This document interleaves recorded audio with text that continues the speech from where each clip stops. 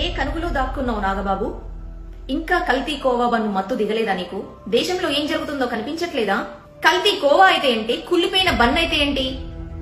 ఇలా తినాలి అని ప్రజల్ని ఎంకరేజ్ చేశావు కదా, మరి ఈ రోజు ఎందుకు ఢిల్లీలో తరుణ్ చనిపోతే దానికి రియాక్ట్ అవ్వడం లేదు, ఒక పోస్ట్ పెట్టడం లేదు?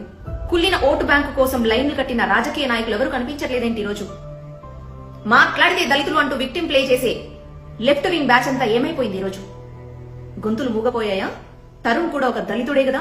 ప్రతి దానికి కులం పేరుతో చలిమంట కాచుకునే దళిత సంఘాలు ఏమైపోయినాయి ఈరోజు?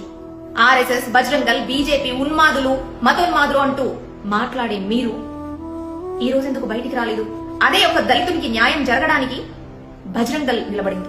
కల్తీ కోవబన్నికి నోర్లు అంతలా లేచాయి, ఒక మనిషి ప్రాణం పోతే ఎందుకు లేవట్లేదు?